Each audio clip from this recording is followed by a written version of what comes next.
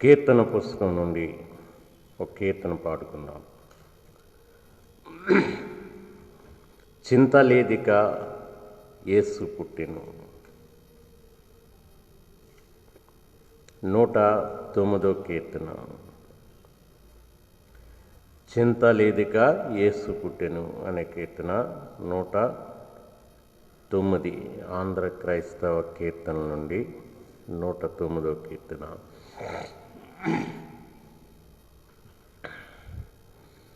చింతలేదిక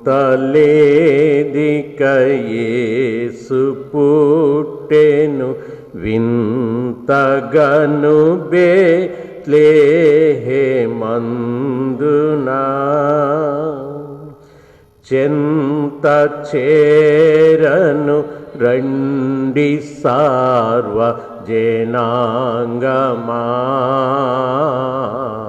సంతసముందుమా.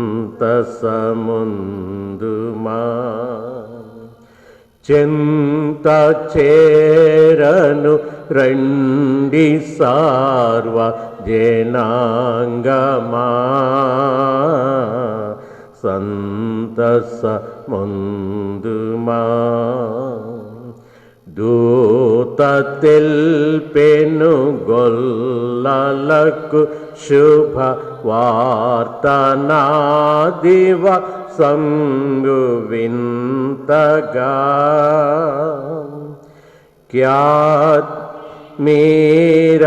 మీరగవారు యేసును గాంచిరి, స్తుతులో నరించిరి. ఖ్యాతి మీరగవారు యేసును గాంచిరి, స్తుతులో నరించిరి. చుక్క కనుగొని జ్ఞానులెంతో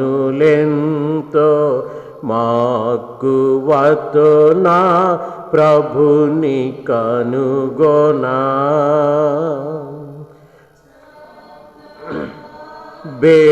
బేత్లెహేము పురమున చొచ్చిరి, కానుకలిచ్చిరి. చక్కగా బేత్లెహేము పురమున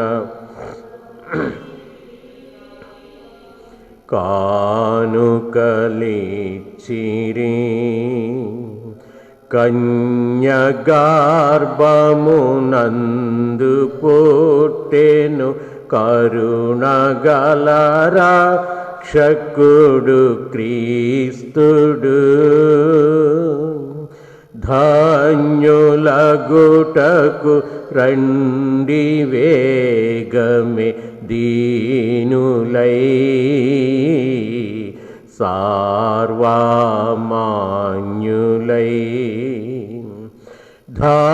ధన్యులగుటకు రండి వేగమే దీనులై, సార్వమాన్యులై.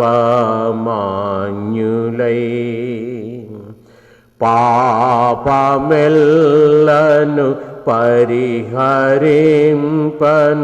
పరమరక్షకుడవతరించెను.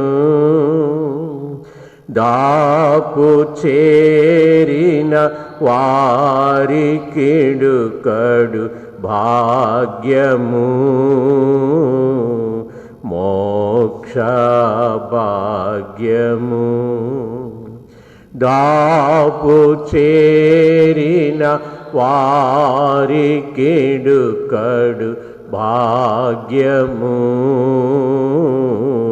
మోక్ష భాగ్యం.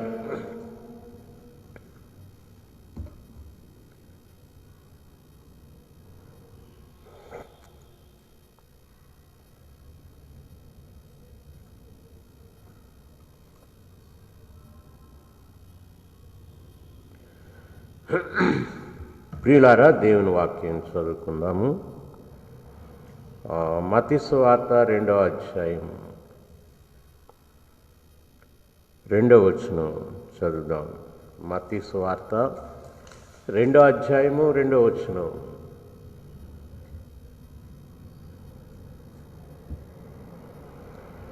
యూదుల రాజుగా పుట్టినవాడు ఎక్కడున్నాడు? తూర్పు దిక్కున మేము ఆయన నక్షత్రము చూచి ఆయనను పూజింపవచ్చుమని చెప్పిరి. ప్రార్థన చేసుకుందాం. ప్రేమగల మా ప్రభువా, దయగలిగిన మా పరలోకపు తండ్రి, ఇదిగో ఆదివారం ఉదయకాల ఆరాధనలో నీవు మాతో ఉన్నావు ప్రభు. అనేక మంది బిడ్డలు మరి లైవ్ ద్వారా ఈ ఆరాధన వీక్షించారు. మరి సాయంకాలం మరలా నీ సన్నిధిలోనికి వచ్చి ఉన్నాము. ఇప్పుడు కూడా అనేక మంది బిడ్డలు లైవ్లో ఉన్నారు ప్రభా. వారు నీ వాక్యం వినటం వల్ల ఈ సమయంలో ఈ దేవాలయంలో నుండి ప్రత్యక్షంగా జరుగుతున్న ఈ లైవ్ వారు పాల్గొంటూ ఉన్నారు కనుక ఈ దేవాలయంలో నీ సన్నిధిలో పాల్గొంటున్నట్టే లెక్క. కనుక ఈ మందిరంలో నుంచి నీ బిడ్డల్ని నీవు ఆశీర్వదిస్తున్నందుకు వందనాలు.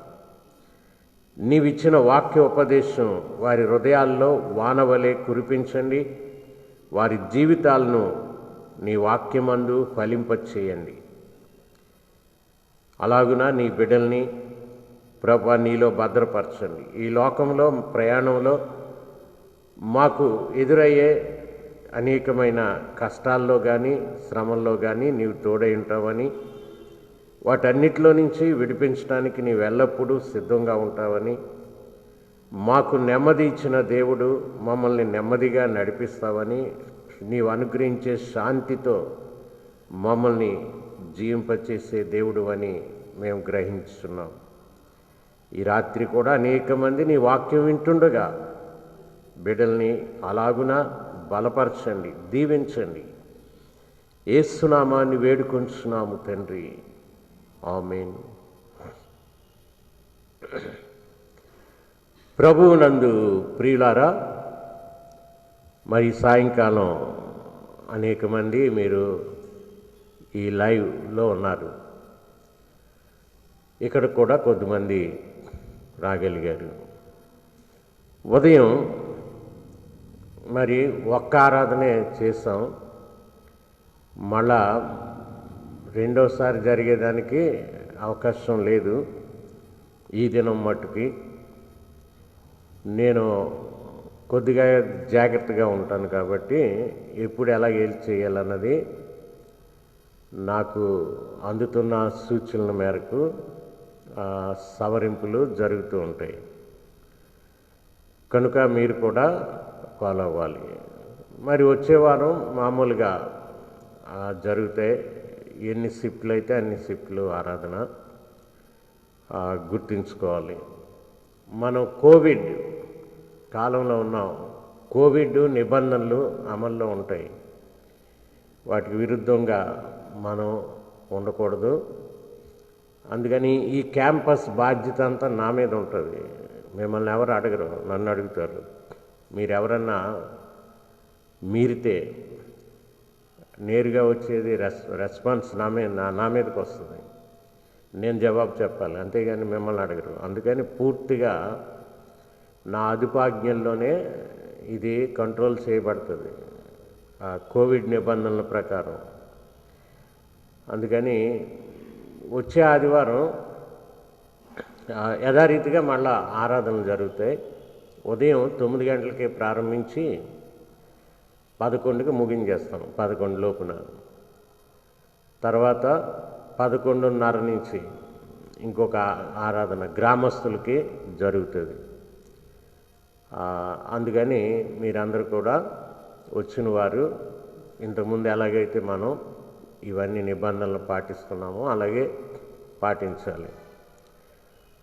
చలికాలం కనుక మరి అనేకమైన అనారోగ్యాలు వస్తూ ఉంటాయి.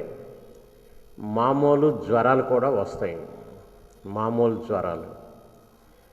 అందుకని భయపడే పని లేదు. ఏ జ్వరం వచ్చినా కోవిడ్ అనుకోకండి, మిమ్మల్ని ఏం చేయదు. కాస్త జాగ్రత్త పడాలి, అప్రమత్తంగా ఉండాలి. జ్వరాలు రాకుండా చూసుకుంటే మంచిది. చలి బారిన పడకుండా మనం తీసుకునే పదార్థాలు జలుబు పుట్టిస్తే ఆ జలుబు ఎక్కువై మళ్ళీ జ్వరానికి దారితీస్తాయి. అలా కాకుండా కాస్త జాగ్రత్తగా ఉండాలి. ఇంటి దగ్గర కూడా కోవిడ్ లేకపోయినా మీరు కోవిడ్ నివారణ పద్ధతులు అవలంబించాలి. ప్రివెన్షన్ అనేది ప్రివెంటివ్, చికిత్స కన్నా నివారణ మిన్న. Prevention is better than cure అని అందుకే అన్నారు. అందుకని జబ్బు వచ్చాక ట్రీట్మెంట్ కన్నా జబ్బు రాకుండా అది మనం జాగ్రత్తలు తీసుకోవడమే బుద్ధి గల వాళ్ళు చేసే పని. అది చేయండి. అంతేగాని ఇప్పుడు రాధా ఉందంటే మాటికి జ్వరం వస్తుంది, ఒళ్ళు నొప్పులు వస్తాయి, అన్నీ వస్తాయి. అంతే కదా. అస్మాన్ వచ్చి నన్ను కంప్లైంట్ చేస్తుంది. అందుకే జ్వరాన్ని ఒళ్ళు నొప్పుల్ని గద్దిస్తూ ఉంటా. తగ్గే లేదా ఇంతకే. కాకపోతే జాగ్రత్తగా ఉండాలి. రాకుండా జాగ్రత్తలు తీసుకోవాలి. ఏదేమైనా మనం కొంచెం శీతాకాలంలో ఉన్నాం కనుక ఈ కొంచెం చలి ఎక్కువగా ఉన్నప్పుడు కోవిడ్కి దానికి బలం ఎక్కువ వస్తుంది. మీరు బహు జాగ్రత్తగా ఉండాలి. మీరు తీసుకునే పానీయాలు అవి బయట ఎక్కడ తీసుకోకూడదు. ఇంట్లో వేడి చేసి ఫిల్టర్ చేసి తీసుకోవాలి. బయట టిఫిన్లు తినకూడదు, బయట భోజనాలు తినకూడదు. రోడ్ల మీద పకోడీ, చుప్పులు, జంతికలు నమిలేయకండి. బజార్ రోడ్లు చేసే పని అది. ఆరోగ్యంగా ఉండడానికి ట్రై చేయండి. ఏదైనా ఉంటే శుభ్రంగా ప్యాకింగ్లో ఉన్నాయి కొనుక్కొని తినండి. Company packing. రోడ్ల మీదే తినకూడదు. నేను చెప్తున్నాను కదా, కంపెనీ ప్యాకింగ్ పక్కాగా ఉన్నాయి తీసుకొని అదైనా పైన క్లీన్ చేసి ప్యాకింగ్ అప్పుడు ఓపెన్ చేసుకొని వేరే పాత్రలోకి పోసుకొని ప్యాకింగ్ పాడేయాలి. కంపెనీ ప్యాకింగ్ అయినా అంత జాగ్రత్త తీసుకోవాలి. అప్పుడు మీకు అనారోగ్యాలు దరికి రావు. తినే విషయంలో మాత్రం చాలా జాగ్రత్తగా ఉండాలి. మీరు శానిటైజేషన్ చేసుకోవాలి తరచుగా. ఇలా ఉండాలి. అది మరలా నేను చెప్తున్నా. అలాగే పెళ్ళిళ్ళకి 100 మందికే అవకాశం ఇస్తాం, అంతకన్నా ఎక్కువ ఇవ్వం. ఎందుకంటే ప్రభుత్వం యొక్క రూల్, నిబంధన. అంతకన్నా ఎక్కువ ఇక్కడికి అలౌ చేయం. అందుకని ఆ 100 మంది వచ్చేలా చూసుకోవాలి. ఎవరైనా ఇంటికొకరు ఎవరో రావాలి. మిగతా వాళ్ళు ఏం చేస్తారంటే లైవ్లో మీరు చూసుకోవచ్చు. రాని వాళ్ళంతా ఇంటి దగ్గర కూర్చుని ఈ పెళ్ళంతా ఏం చేస్తారు, లైవ్లో చూసుకోవచ్చు. లైవ్ ఉంటుంది కాబట్టి చూసుకోవచ్చు. మీకు రికార్డ్ చేసుకోవచ్చు కూడా. పెళ్ళంతా బ్రహ్మాండంగా. పెళ్ళి కూడా మీ సెల్లో ఉంటుంది. ఎన్నిసార్లన్నా చూసుకోవచ్చు లైవ్. అదన్నమాట. ఇక భోజనాలు అంటారా, అక్కడ కూడా చాలా జాగ్రత్తగా ఇచ్చుకోవాలి. భోజనాలు ఇక్కడ లేవు కనుక ఎవరికైనా పెట్టుకుంటే ఒకవేళ అది నాకు సంబంధం ఉండదు. మళ్ళా ఆ లాడ్జి నాది కాదు కదా. నాదా చెప్పండి. నాది కాదు కనుక నాకు ఏ సంబంధం ఉండదు. అలాగే నా అక్కడ ఏం చేస్తారు, గుట్టలుగా చేస్తారా. చేరారంటే ఇక్కడ నేర్చుకున్నది ఏదీ ఉండదు మీకు. అంటే చెప్తున్నా, భోజనాలు ఎక్కడా పెట్టట్లేదు. కానీ ఎవరన్నా పెట్టుకున్న వాళ్ళు ఉన్నారనుకోండి, వెళ్ళారనుకోండి, మరి అక్కడ ఆ పాత్రలు శుభ్రంగా ఉంటున్నాయా లేదా ఇవన్నీ చూసుకోవాలి. ఒకడు భోజనం చేసిన పాత్ర అక్కడ ఇసిరేస్తాడు. వెంటనే కుక్కలు వచ్చి లాజర్ నాకినట్టుగా ఆ భోజనం చేసిన పాత్రలు లాగుతూ ఉంటాయి. చూసారు ఎప్పుడన్నా? చూసారు లేదా? అక్కడ ఇసిరేస్తారు. ఆ కుక్కలు వచ్చి నాకుతూ ఉంటాయి. అంటే క్లీన్ చేస్తాయండి పాపం. కుక్కలు సహాయం చేస్తాయి. నాకిన తర్వాత ఆ కుక్క నాలుగుకున్న సొల్లు, ఆ సొల్లులో ర్యాబిస్ ఉంటుంది. ర్యాబిస్ అప్పుడు ఆ ప్లేట్లు తెచ్చి ఇంత దొంతరు తెచ్చి ఆ పనివాళ్ళు అక్కడ పడేస్తారు. అప్పుడు ఎగబడతారండి. ఒకడు ప్లేట్లు అందుకోవడానికి ఒకడి మీద ఒకడు ఎగబడితే అది ఇంకా కోవిడ్ లేదు, ఏమీ లేదు. Covid plus rabies. ఇలాంటి ఇర్రెగ్యులర్గా ఉన్న ప్రదేశాలకు వెళ్ళకండి, మంచిది కాదు, ఆరోగ్యం కాదు. ఎంత భయంకరంగా చేస్తారండి. కుక్కలు నాకుతూ ఉంటాయి ప్లేట్లు. మరి ఆ ప్లేట్లు ఎవడు పెట్టాడు? డిస్పోజబుల్ ప్లేట్లు పెట్టుకోవచ్చు కదా. నాకిన కుక్కలు నాకిన ప్లేట్ల మీద అన్నం వడ్డిస్తారు. ఎంత డేంజర్. మరి అది కూడా ప్రజలకు తెలియదు. ఇంకా కనుమబ్బులో ఉన్నారు, ఆరోగ్యం తెలియదు, ఆరోగ్య విషయాలు తెలియవు. అంత వెనకబడిన ప్రాంతాలండి, భయంకరంగా ఉన్నారు. ఇక వండటం అంటే నాకు బాగా తెలుసు. వాళ్ళు ఎంత చక్కగా వండుతున్నారో, ఇంటర్నేషనల్ స్టాండర్డ్స్ ఉపయోగిస్తారు. అంతేనా? ఆ లోపలికి వెళ్ళండి, కిచెనా అది ఏమన్నా రొచ్చా అనుకుంటా. కిచెనా అది ఏమన్నా రొచ్చా అనిపిస్తుంది. ఇక అక్కడ చూడండి, ఇంటర్నేషనల్ కుక్కులు ఉంటారు. ఎలా ఉంటారు చూడండి, ఒంటి మీద గుడ్డలు లేకుండా, ఆ చెమట అంతా కారుతూ ఉంటుంది, ఎంటికలన్నీ ఓటు పడుతూ ఉంటాయి, ఆ చేతులు శుభ్రం ఉండదు. వాళ్ళు తయారు చేస్తారండి అన్నీ. మరి ప్రజలు కూడా కాస్త ఆలోచించాలి. ఎక్కడ పడితే అక్కడ తినేయడానికి ప్రయత్నం చేయకండి, చాలా ప్రమాదం. ఇవన్నీ నేను ఎందుకు చెప్తున్నా అంటే, నేను చూస్తున్నాను ఇవన్నీ. కనుక బహు జాగ్రత్తగా ఉండండి. మరి దేవుని వాక్యం విందాం. ఈ ఉదయకాలం లోకల్గా ఉన్న కొంతమంది ఆరాధనకు వచ్చారు. చక్కగా లిమిట్లో ఆరాధన చేశాం. ఇక రెండోది పెట్టలేదు. ఈ ఆరాధన లైవ్ గ్రామాల్లో ఉన్నవాళ్ళు చూశారు. వచ్చే వారం మళ్ళీ రెండోది కూడా పెడతాం గ్రామస్తుల కొరకు. మీరు సిద్ధపడి రండి. మరి ఈ దినం సాయంకాలం దేవుని సన్నిధిలో కూడుకోవడం అన్నది ఎంత గొప్ప సంగతో తెలుసండి. ఉదయం ఆరాధన అయింది, దేవుని సన్నిధికి వచ్చాం. మరి సాయంకాల ఆరాధన మీరందరూ దేవాలయానికి ఇక్కడికి రాకపోయినా మీ గృహాల్లో ఆయన నామం పేరట కూడుకున్నారు. ఒక గొప్ప ఆధారమైన ఆదరణ వాక్యం ఉంది మనకి. ఎక్కడ నా నామం పేరట ఇద్దరు ముగ్గురు కూడి ఉంటారో వారి మధ్య నేనుంటాను అని గ్యారంటీగా చెప్పారండి. ఎవరు ఎవరు చెప్పారు? మన ప్రభు ఇక్కడ ఉన్నాడు. లైవ్ చూస్తున్న ఇదిగో మీ గృహాల్లో ఉన్నాడు. దేవుడు అన్ని చోట్ల ఉండడానికి ఆయనకు ఒక్కడికే సాధ్యం. అందుకని ఈ లైవ్ ఎక్కడ ఉన్నా సరే మీరు ఆయన సన్నిధిని కలిగి ఉన్నారు, ఆయన వాక్యం వింటూ ఉన్నారు, ఆయన మాటలు మీరు వింటూ ఉన్నారు. మరి కొంతమంది చర్చికి రారు, లైవ్ చూడరండి. మహారాజులు మహారాణులు రాణిలు కదా. కొంతమంది చర్చికి రారట. భర్తలు వస్తే భార్యలు రారట. వీళ్ళు రాణిలు, ఇంగ్లాండ్ రాణిలు. మరి వీళ్ళకి కనువిప్పు ఎప్పుడు వస్తుందో, దేవుడు అంటే ఎప్పుడు తెలుసుకుంటారో తెలీదు. మళ్ళీ బాప్తీసం పొందేశారండి. మరి ఎందుకు పొందారో నాకు అర్థం కాదు. మీకు కనువిప్పు లేనప్పుడు బాప్తీసం పొందకుండా ఉంటే ఎంతో మేలు. కళ్ళు గుడ్డి అయినప్పుడు మీరెందుకు బాప్తీసం పొందడం? అవిశ్వాసులైన వారి మనోనేత్రములకు ఈ యుగ సంబంధమైన దేవత గ్రుడ్డితనం కలుగు చేసింది. అందుకని సువార్త ప్రకాశం వారి మీద ప్రకాశిస్తున్నా సరే కళ్ళు లేవు. అందుకని దేవుని సన్నిధికి వచ్చిన వాక్యం ఏమింటారు? అందుకని ఇంట్లో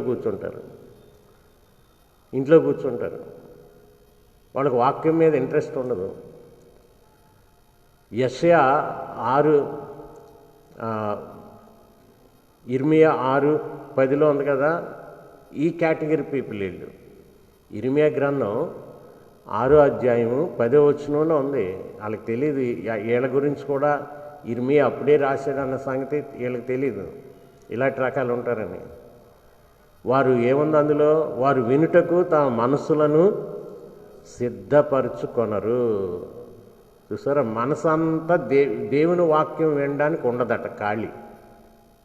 వింటున్నారా? వాళ్ళకి చెప్పండి. ఇంటి దగ్గర మాత్రం ఎన్ని పనులు చేయడానికైనా ఖాళీ ఉంటుంది. ఇంటి దగ్గర ఆదివారం వచ్చింది, కోవిడ్తో మాకేటి పని, మేక వేపుడు, చేపల పులుసు, చేపల వేపుడు, దమ్ బిర్యానీ, ఇవన్నీ వాసనలు వచ్చేస్తూ ఉంటాయి వీధంతా. అప్పుడప్పుడు మేము వీధుల్లో ప్రార్థన పెట్టేవాళ్ళం అప్పుడు కోవిడ్ ముందు. మరి అన్ని గృహాల్లో నుంచి వాసనలు విరజిమ్ముతూ ఉండేయండి. ఒక ఇంట్లోంచి చేపల వేపుడు, ఒక ఇంట్లోంచి మేక వేపుడు, ఒక ఇంట్లో నుంచి రొయ్యలు వేపుడు, రకరకాల వాసనలు వస్తూ ఉండే. చూసారా, నీకు ఇవన్నీ తినడానికి ఇచ్చిన దేవుడు ఉన్నాడని తెలుసా? ఇవన్నీ తినడానికి ఇచ్చిన దేవుడు ఒకడు ఉన్నాడని తెలుసా? తెలీదు. అందుకని మీకు కనువిప్పు రావాలి, మారు మనసు రావాలి. ఇవన్నీ ఇచ్చిన దేవుణ్ణి స్తుతించాలన్న మనసు రావాలి. అందుకే ఆ మనసు ఎందుకు రావట్లేదు? వారు వినుటకు తమ మనసును సిద్ధపరచుకొనరు. అందువలన రాక వస్తారండి చర్చికి. రాక చర్చికి వస్తారు. ఇప్పుడు 25వ తారీఖున. వారు వినలేకపోయిరి అని ఉందండి. మళ్ళా వచ్చినా సరే వాక్యం వెళ్ళలే, బుర్రలోకి వెళ్ళదట. వినలేకపోయిరి. ఎంత వాక్యం వెళ్ళిందా వీళ్ళ బుర్రలోకి అని ఒకసారి మనం చూస్తే ఏమీ ఉండదు. సాధు సుందర్ సింగ్ గారు ఆయన సువార్త సేవ చేసుకుంటూ ఆ వాగులు నదులు దాటుతూ వెళ్ళేవాడట. వెళ్తున్నప్పుడు ఒక వాగు దాటుతూ ఉంటే ఆయన కాళ్ళ కింద అనేకమైన ఈ గులక రాళ్ళు, నున్నగా తయారైన ఇంతంత రాళ్ళు తగిలాయి.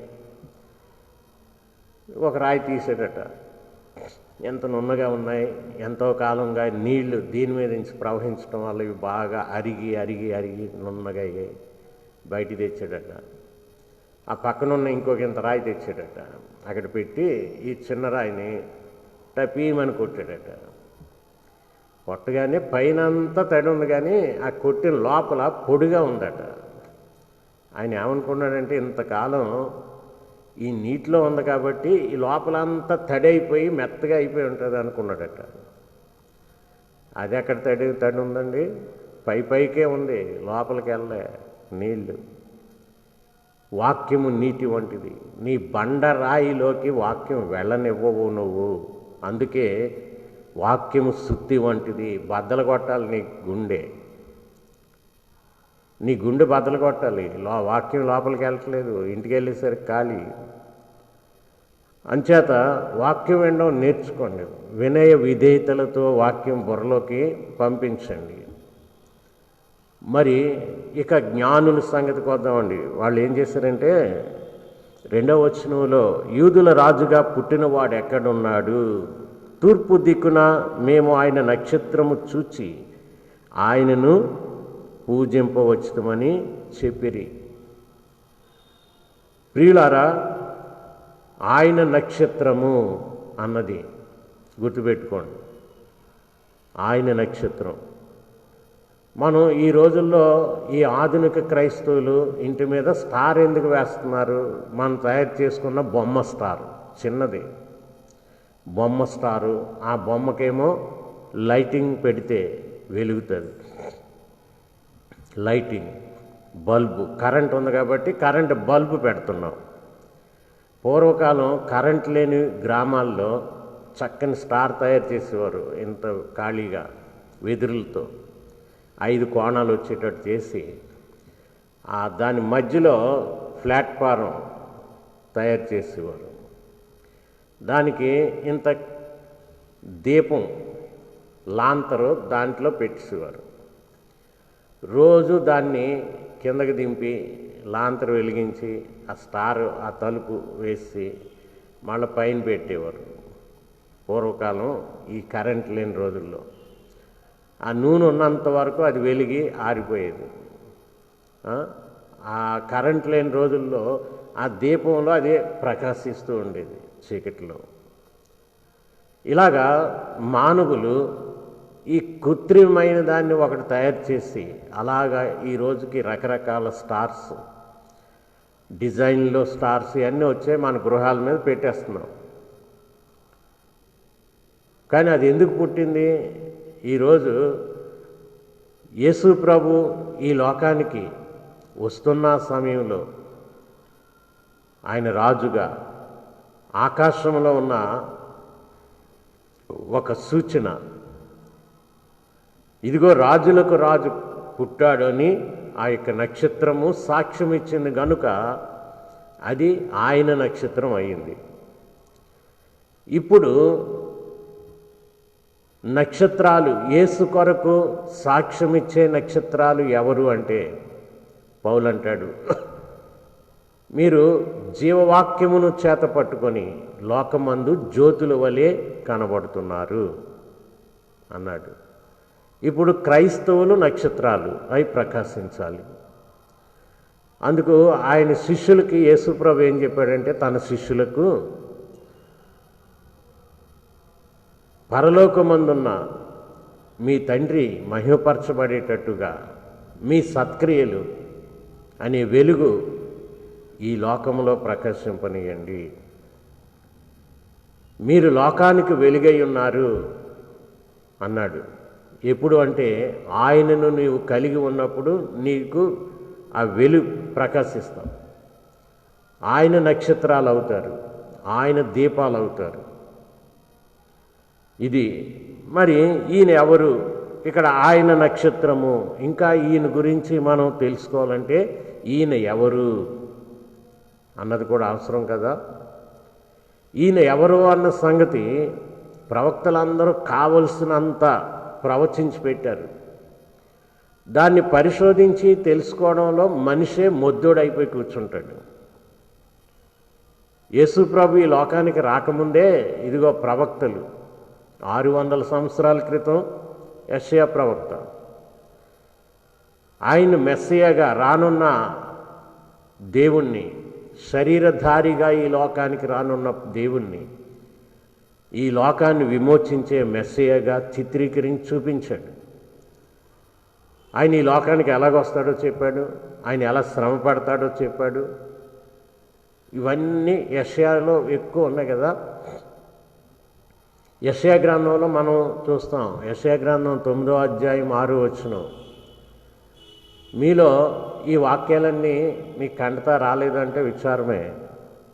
ఇప్పటికీ కూడా చదువు రానోళ్ళు కూడా కంటతా చేసుకుంటే చాలా మంచిది, కానీ అవి ఎందుకులే మాకు అనుకుంటారు. ఈ ఎంత గొప్ప వాక్యాలు అంటే ఈ రోజున ఎవరైనా ఏమన్నా మనకి గిఫ్ట్లు అవి ఇస్తుంటే గొప్పగా తీసుకుంటాం, పాడైపోయాం. ఆ గిఫ్ట్ల కన్నా మించిన బంగారం లాంటి, ముత్యాలు లాంటి వాగ్దానాలు, వాక్యాలు ఇవి మనం సొంతం చేసుకోవాలి. అందుకని ఈ వాక్యాలు వచ్చి తీరితే తప్ప అవి నీకు సొంతం కావు. అర్థమైందా? ఈ వాక్యాలు వచ్చి తీరాలి. మరి చాలామంది ఎందుకు నిర్లక్ష్యంగా ఉన్నారో తెలియదు, కానీ నా మట్టుకైతే ఇది చిన్నప్పటి నుంచి నాకు వచ్చేసిన వాక్యం. మీకు వచ్చినో లేదో. ఇలాంటి ముఖ్యమైన వాక్యాలన్నీ బైబిల్ తెరవకుండానే నేను చెప్పేయగలను. మీరేమో బైబిల్ తెరిచి ఒళ్ళు బుర్రోంచి వంచి కనబడుతుందా లేదా కాసేపు చూసి గుణించి చదివేసరికి తెల్లారిపోతుంది. అలా కాకుండా ఇవన్నీ మన హృదయంలో తిరుగుతూ ఉండాలి. యెషయా గ్రంథం 9వ అధ్యాయం 6వ వచనం అనగానే ఏం మొదలు పెట్టాలి? కాసేపు చూసి అది కాదు. యెషయా 6:9 అనగానే 9:6 అనగానే ఏమి రావాలి? 9వ అధ్యాయం 6వ వచనం అన్నాను అనుకోండి, మీ ట్యాప్ ఓపెన్ చేసినట్టుగా వచ్చేయాలి ఫ్లో. ట్యాప్ ఓపెన్ చేసుకనే నీళ్లు ఆగాక వస్తాయా? ట్యాప్ ఓపెన్ చేయగానే నేను రిఫరెన్స్ చెప్పానంటే ట్యాప్ ఓపెన్ చేసినట్టు. నిజంగా మీ లోపల నీళ్లుంటే ఏమొస్తాయి? వెంటనే ఫ్లో వచ్చేస్తుంది. నీళ్ళు లేకపోతే ఏమొస్తుంది? తుస్ అంటూ ఉంటుంది పైపు. విన్నారా లేదు ఎప్పుడన్నా? గాలి వదులుతూ ఉంటుంది, ఏమీ లేదు. యెషయా 9:6 అనగానే క్రైస్తవుడు అనిపించుకుంటే నిజంగా ఏం చేయాలి? వెంటనే ఏం మొదలు పెట్టాలి నువ్వు? ఏలయనగా మనకు శిశువు పుట్టెను, కుమారుడు అనుగ్రహింపబడిను, ఆయన భుజం మీద రాజ్యభారముండును, ఆశ్చర్యకరుడు, ఆలోచనకర్త, బలవంతుడైన దేవుడు, నిత్యుడగు తండ్రి, సమాధానకర్తయగు అధిపతి అని అతనికి పేరు పెట్టబడును. ఇది ఇందులో ఎన్ని బిరుదులు వచ్చాయి? టైటిల్స్ ఎన్ని వచ్చాయి? నీ జోబులో ఎన్ని డబ్బులు ఉన్నాయంటే తక్కువని చెప్తారండి. 500 నోట్లు ఎన్ని ఉన్నాయంటే ఏం చెప్తారు? 5 ఉన్నాయని చెప్తారు. దాని మీద ఎంత గుర్తో మళ్ళీ జేబు ఎవడన్నా కొట్టేస్తాడేమో జేబులో నుంచి. మళ్ళీ మధ్య మధ్యలో చూసుకుంటారు, 5 ఉన్నాయా, 4 ఉన్నాయా, 3 ఉన్నాయా, అంతేనా? అది ఈ కంటతో వచ్చాక అవి కూడా తెలియాలి ఎన్ని ఉన్నాయి. ఆయనకి ఎన్ని బిరుదులు ఉన్నాయి? 5 బిరుదులు ఉన్నాయి. క్రైస్తవులారా, ఈ వాక్యాలు మీ నోట్లో నానకపోతే చాలా సిగ్గు. క్రైస్తవులు అనిపించుకుంటే చాలా సిగ్గు. రావాలండి, ఇంటికాడ కూర్చొని కంటతో పెట్టు, ఇంటి దగ్గర కూర్చొని కంటతో పెట్టు. మరి ఈ టైంలో మీరు కంటతో పెట్టకపోతే ఎప్పుడు పెడతారండి? ఈ వాక్యాలన్నీ నాకు చిన్నప్పటి నుంచి వచ్చాయి. ఈ బైబిల్లో ముఖ్యమైన వాక్యాలన్నీ నా బుర్రలో ఉంటాయి. ధన్యతలు చెప్పండి అంటే ఏం చెప్తారు మీరు? చెప్పండి, ఎలా మొదలు పెడతారు?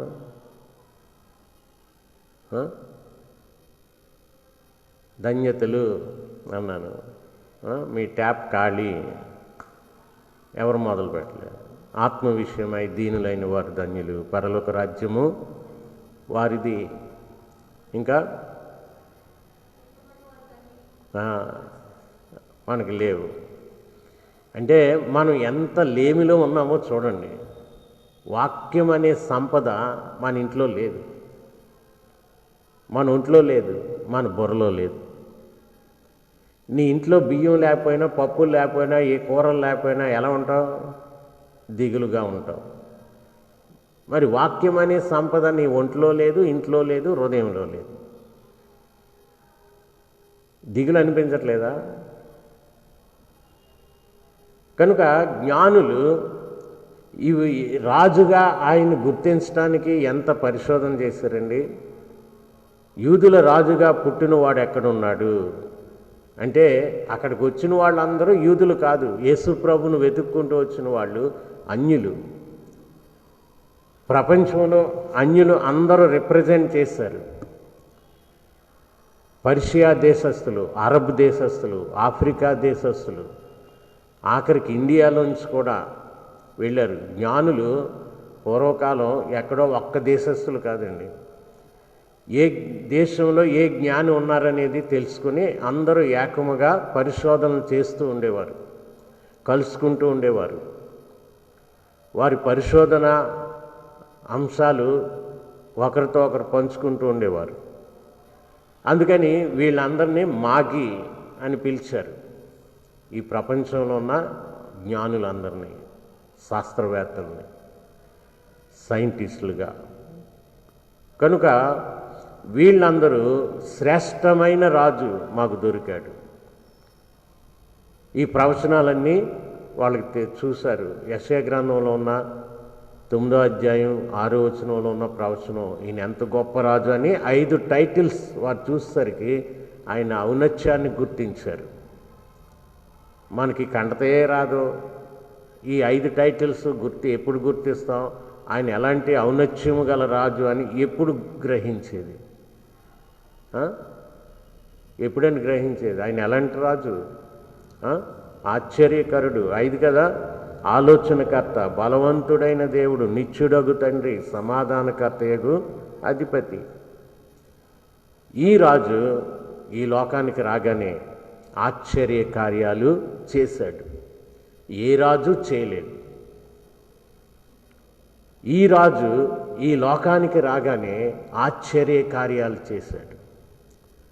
నీళ్లను ద్రాక్షరసముగా మార్చాడు.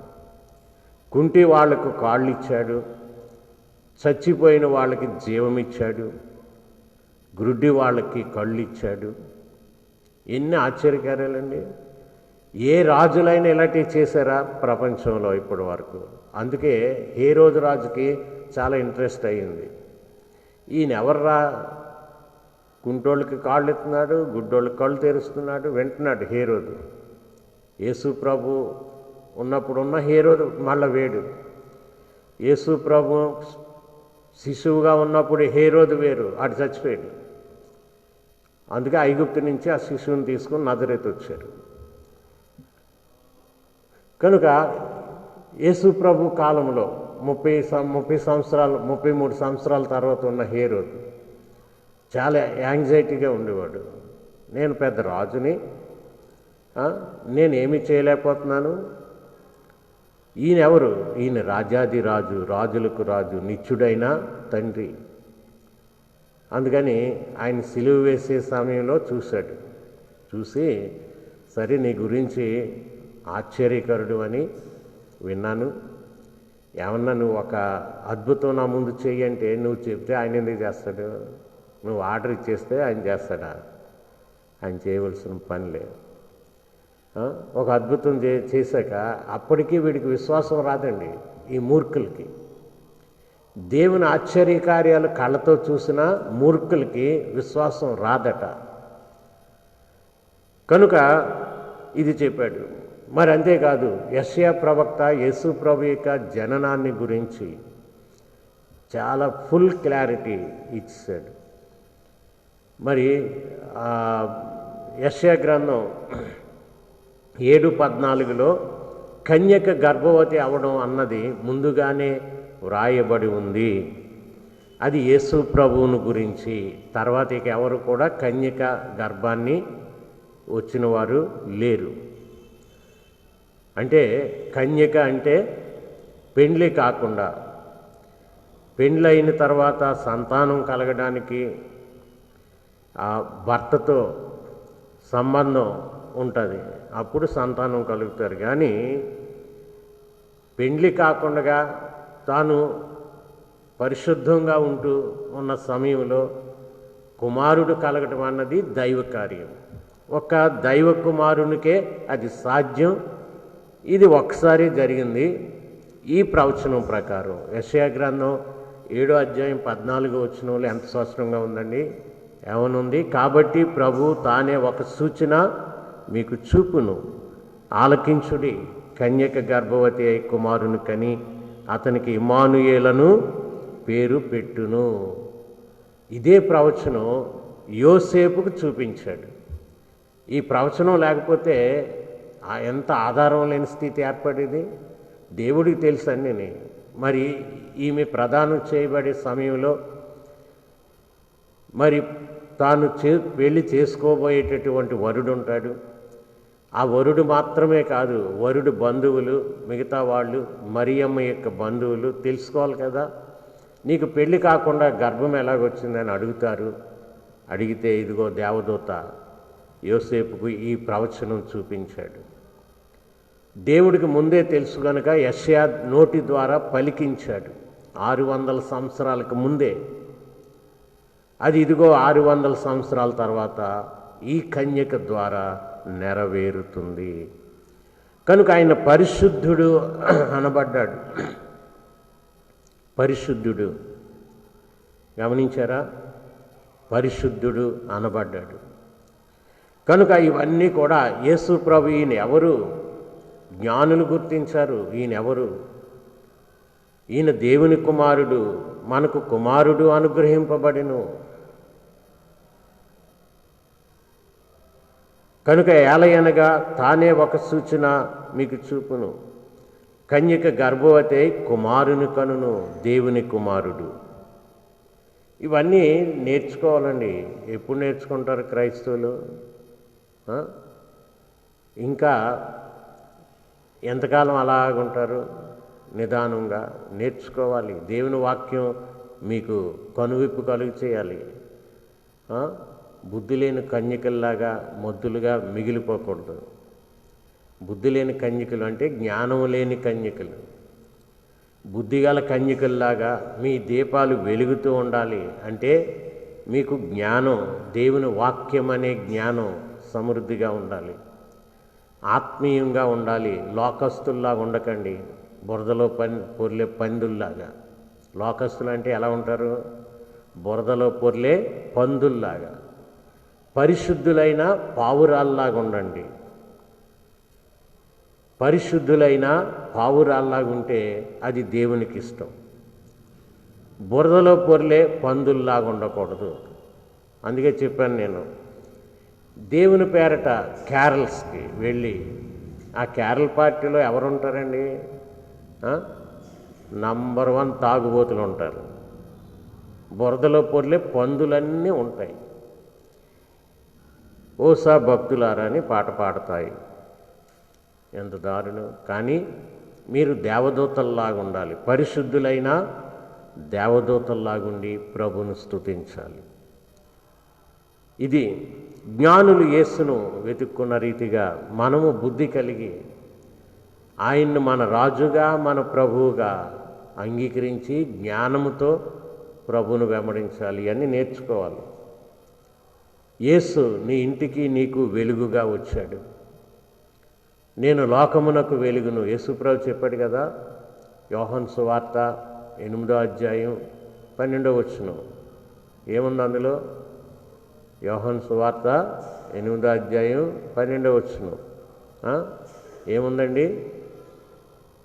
ఇప్పుడు మరలా తెరిస్తే కానీ మనం చెప్పలేం కదా. ఏముంది? నేను లోకమునకు వెలుగును, నన్ను వెంబడించువాడు చీకటిలో నడువక జీవపు వెలుగు కలిగి ఉండును అని రాసి ఉందా లేదా? మరి మీకెప్పుడు వస్తుంది అది?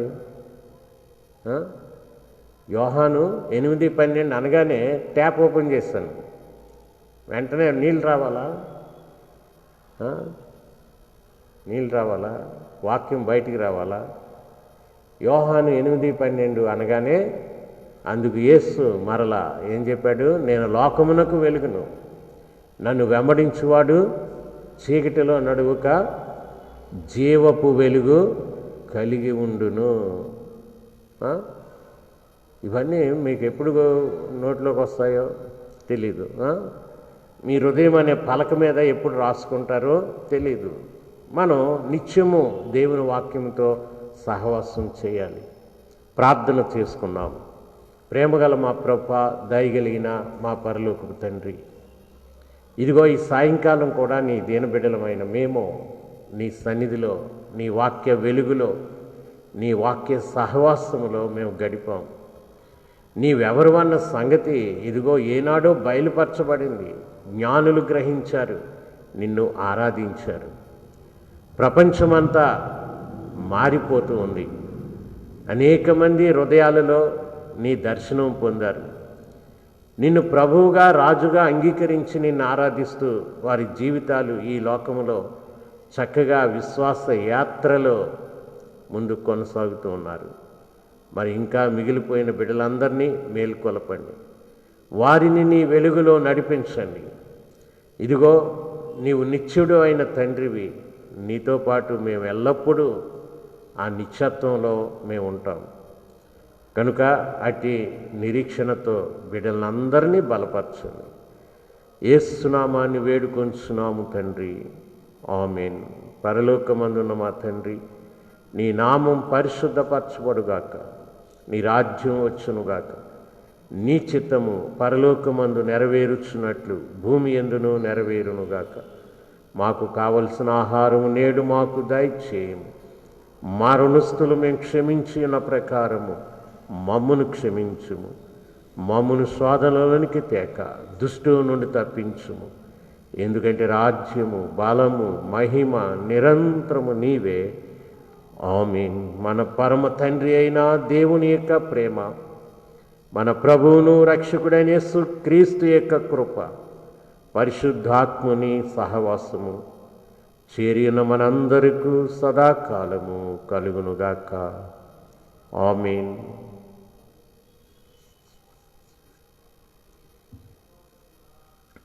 ప్రియులారా, ప్రభు మిమ్మును దీవించునుగాక. మరలా మనం రేపు కూడుకుందాం. మరలా రేపు సాయంకాలం మనం కూడుకుంటాం 7 గంటలకు.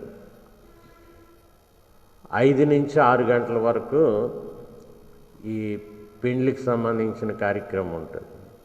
5 నుండి 6 గంటల వరకు. 6 గంటలు 6:30కి క్లోజ్ అయిపోద్ది. లేటుగా వచ్చిన వాళ్ళతో నాకు సంబంధం ఉండదు, కానీ 5 గంటలకు స్టార్ట్ చేసేస్తాను. స్టార్టింగ్ పాట 5 గంటలకి నేను స్టార్ట్ చేసేస్తాను. 6:30 కల్లా ముగించేస్తాను. 6కి కానీ 6:30 కల్లా. అది నా టైం.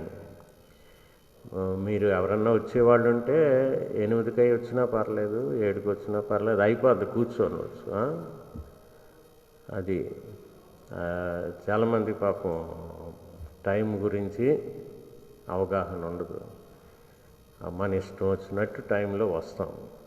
అలా కాకుండా రేపు మాత్రం నేను టైం ఫాలో అవుతాను. మీరు ఫాలో అయినా ఫాలో అవ్వకపోయినా మీతో నాకు సంబంధం లేదు టైం విషయంలో. అందుకని, ఎందుకంటే 7 గంటలకు లైవ్ ఉంది కదా, లైవ్కి రావాలి సిద్ధపడి. 6:30తో ఫినిష్. 5 గంటలకు స్టార్ట్ చేసి, అంటే గంటే ఉంటుంది అనుకోండి, ఎందుకన్నా మంచిదని 6:30 అంటున్నాను.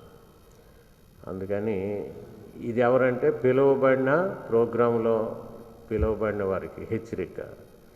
మీరు లేట్ చేసుకొస్తామంటే మీ ఇష్టం అండి. వస్తే 7 గంటలకు వస్తే లైవ్లో కూర్చుంటారు, ఏం పర్లే. ఇక్కడ ఆరాధనకి ఆ పని చేయండి. ఎందుకు నేను నొక్కి చెప్తున్నానంటే, మనం టైం పాటించడంలో ఎలాంటి వాళ్ళమో మనకే తెలుసు. అర్థమైందా? అలాగే కోవిడ్ టైమింగ్స్ ఉన్నాయి.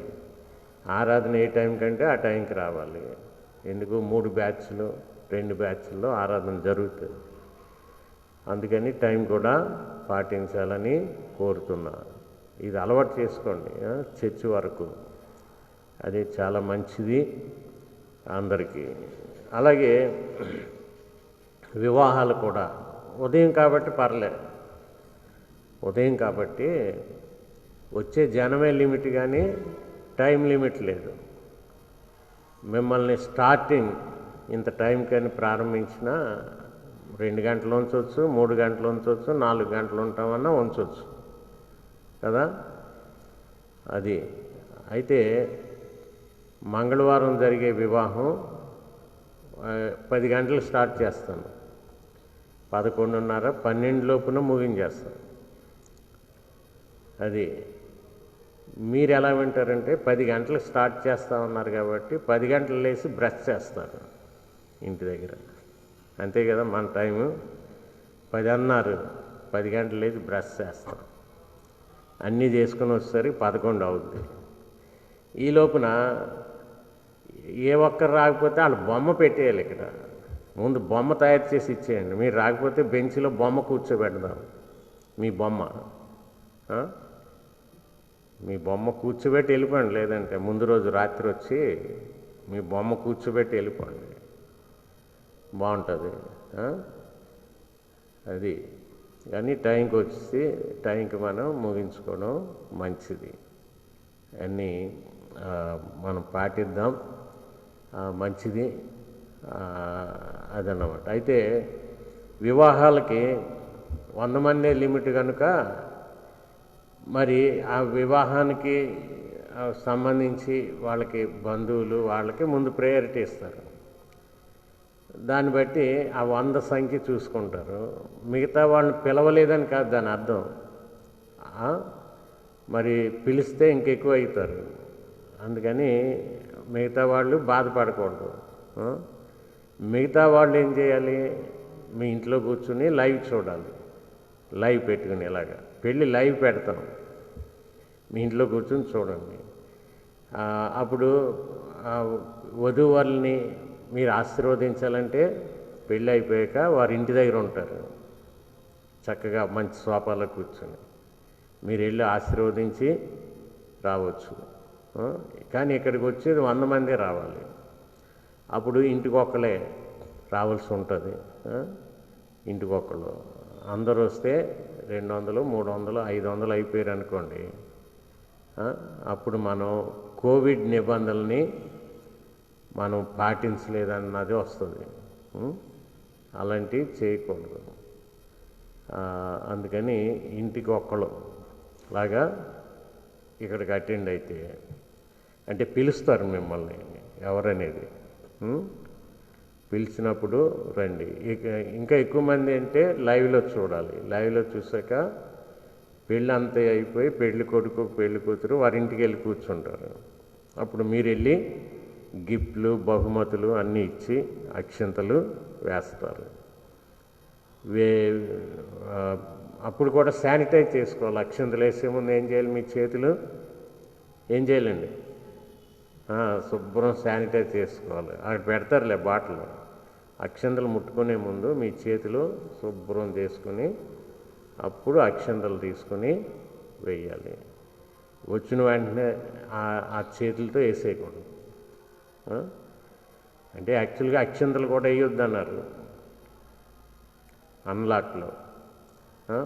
అన్లాక్ నిబంధనలో అక్షింతలు కూడా అవాయిడ్ చేయండి అన్నారు. అయితే ఎందుకు అంటే అందరూ శానిటైజ్ చేసుకుంటారో లేదో అని. మీరు మాత్రం శుభ్రంగా కడుక్కోవాలి, హ్యాండ్ వాష్ చేసుకుని శానిటైజ్ చేసుకుని అప్పుడు వేసినా పర్లేదు. లేదంటే అక్షింతలు మానేసినా పర్లేదు. ఇబ్బంది కదా, ఏ ఒక్కరు హ్యాండ్స్ సరిగా లేకపోయినా బాగోదు. అందుకని ఏం చేస్తానంటే అవసరమైతే అక్షింతలు కూడా తగ్గించేస్తాను, నేను వేయొద్దని చెప్తా. మీరు జస్ట్ అలా చెయ్యేలాగా అంటే చాలు, మీ టచ్ లేకుండా, వధూవరులకి మీ టచ్ లేకుండా ఉండాలి. వరుడి దగ్గరికి వెళ్ళి ఫ్రెండ్స్ వచ్చి ఇలా ఊపకూడదు, చేయి పట్టుకొని టచ్ చేయకూడదు. టచ్లెస్ అనేది చాలా అవసరం. ఎందుకంటే ఈ పెళ్ళిళ్ళలోనే వైరస్ అంటుకుంటుంది. ఆ పెళ్లి కొడుకు పెళ్లి కూతురికి కూడా ఇద్దరికి వచ్చింది. పేపర్లోనూ న్యూస్లోనూ చూసాం పెళ్ళి అయిన తర్వాత. అందుకని ఇన్ని జాగ్రత్తలు పాటించాలి. సంబరంలో మునిగిపోయారా లేనిపోయిన ఇబ్బందులు వస్తాయి. అందుకని విష్ చేయడానికి వెళ్ళిన వాళ్ళు కూడా శుభ్రం కాళ్ళు చేతులు కడుక్కొని చేతులు శుభ్రంగా హ్యాండ్ వాష్ చేసుకుని వెళ్ళి వారిని అభినందించి టచ్ లేకుండా అభినందించి వెళ్ళొచ్చు. ఇంకా అక్షంతలు కూడా మానేసి. అంతే తప్ప మనం అనారోగ్యకరమైన పనులు చేయకూడదు. ఇది మీరు గమనించండి. ఓకే.